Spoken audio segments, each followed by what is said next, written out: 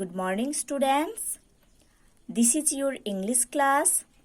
Today in this class, we are going to start Unit 3 in your English literature book.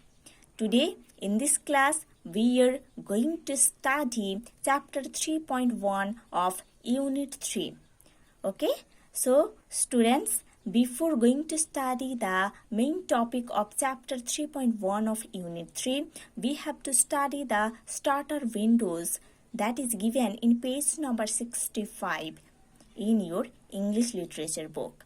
So, students, let's open page number 65 in your English literature book and see on the top of the page there is Unit 3 and there is starter windows and there is chapter 3.1 of Unit 3.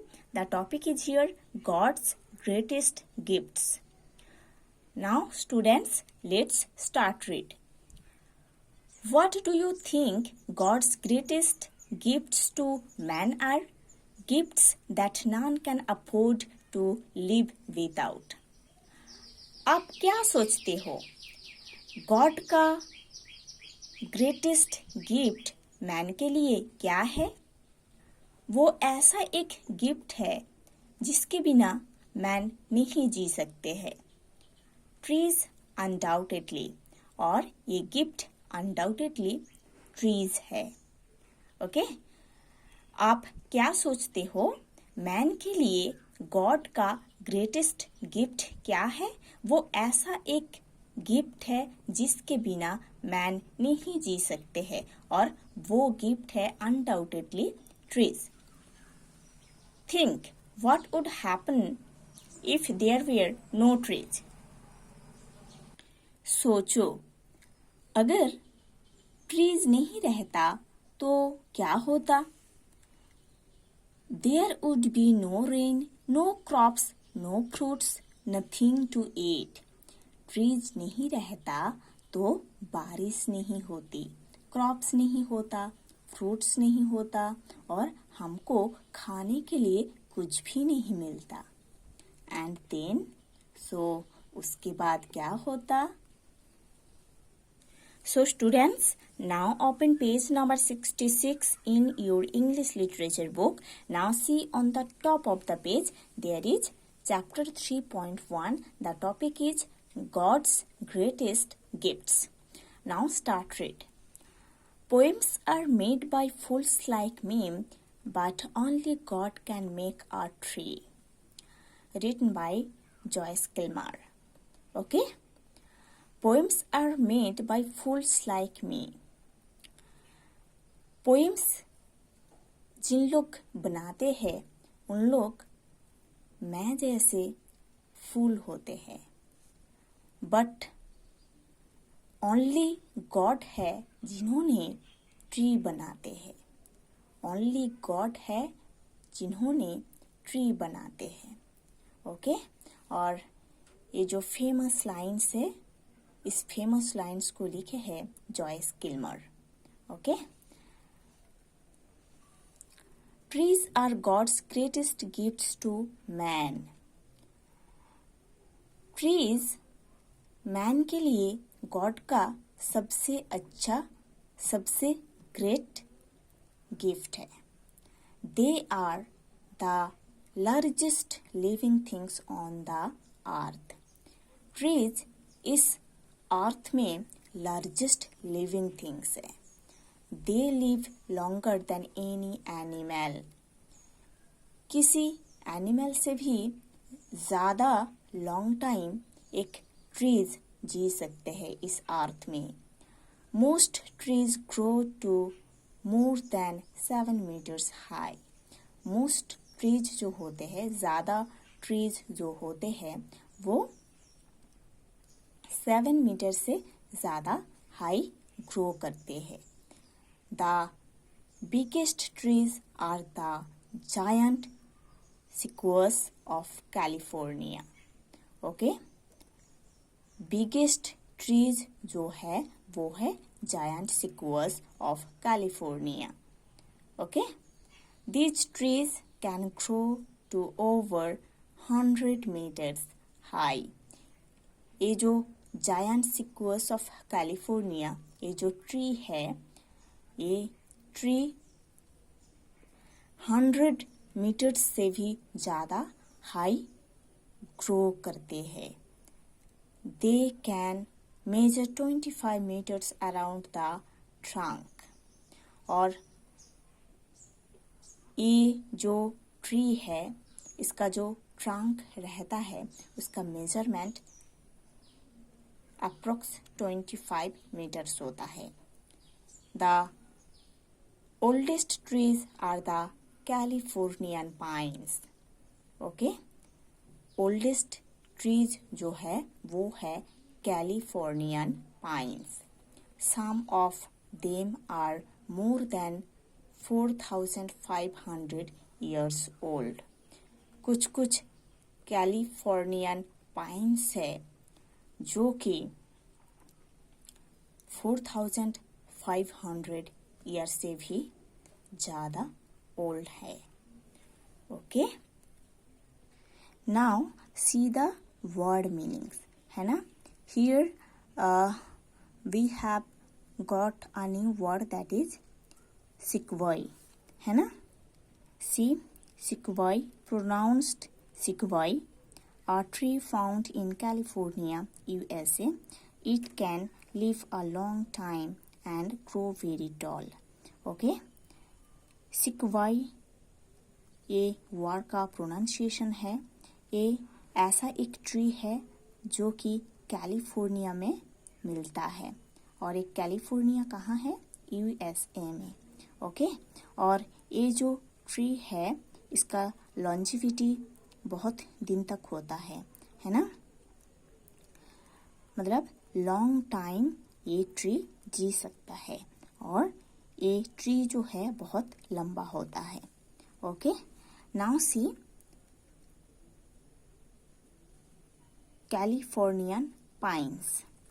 C pine, a tree with pale soft wood used for making furniture, है ना। Soft wood का ऐसा एक tree है जिससे furniture बनता है। The age of a tree can be told by counting the rings in its trunk। एक ट्री का एज ऐसे बोला जाता है, इसमें कितने रिंग्स है, इसके ट्रंक में कितने रिंग्स है, उसके ऊपर डिपेंड करता है ट्री का एज कितने दिन तक हो सकता है। ओके, ये जो कैलिफोर्नियन ट्रीज है, ऐसे ट्रीज का एज ऐसे काउंट किया जाता है, कैलिफोर्नियन ट्रीज के ट्रंक में कितने रिंग्स है उसको काउंट करके उसका एज बोला जाता है। In most trees, new wood is formed each year in the form of a ring outside the wood of the previous year. In most trees, new wood is formed each year in the form of a ring outside the wood of the previous year. ज़्यादा trees में हर साल new would बनता है ना। Most trees में या ज़्यादा trees में हर साल न्यू वुड बनता है रिंग शेप में, है ना। रिंग शेप में हर साल मोस्ट ट्रीज में न्यू वुड बनता है, प्रीवियस ईयर का जो वुड है उसके जस्ट आउटसाइड में। These rings, as seen on the shown trunk of a tree, are circular in shape. Okay?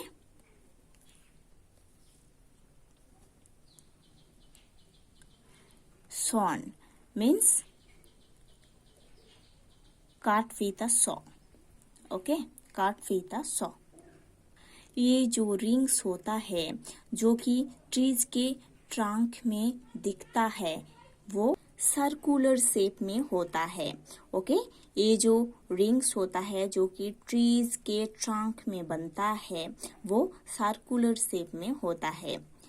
Each ring in the trunk represents 1 year of the tree's life. Trees के trunk में हर एक ring ये present करता है, trees के trunk में जितने ring रहेगा ट्रीज का लॉन्जिविटी उतने ईयर होगा, है ना। Suppose on the trunk of a tree there are 10 rings, means the tree can live or its longevity will be 10 years and it depends counting on the ring of the tree's trunk. Okay? Suppose मैं ये बोल रही हूँ कि किसी tree के trunk में 10 rings है ना, तो उसको देखकर ऐसे एज काउंट किया जाता है कि उसका एज भी 10 इयर्स होगा क्योंकि उसके ट्रंक में 10 रिंग्स है। Okay, by counting the rings we can tell the age of a tree. ऐसे रिंग्स काउंट करके हम ट्री का एज बोल सकते हैं।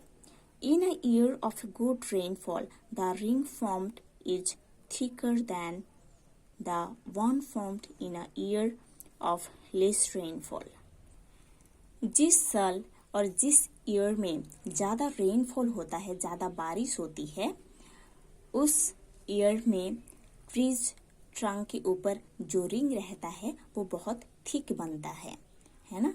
सपोज प्रीवियस ईयर में कम रेनफॉल हुआ है ना, प्रीवियस ईयर में पिछले साल में रेनफॉल ज़्यादा नहीं हुआ तो उसका जो रिंग है वो अच्छे से ठीक नहीं होता है, और इस साल ज़्यादा रेनफॉल हुआ तो उसका जो रिंग है वो ठीक होता है। ठीक है, ऐसे होता है कि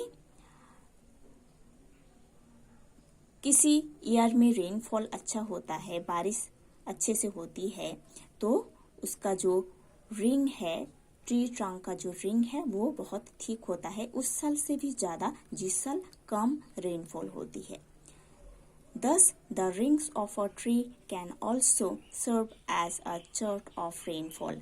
ऐसे एक ट्री का जो रिंग्स है उससे भी रेनफॉल का जो चार्ट है उसको अंदाज किया जाता है।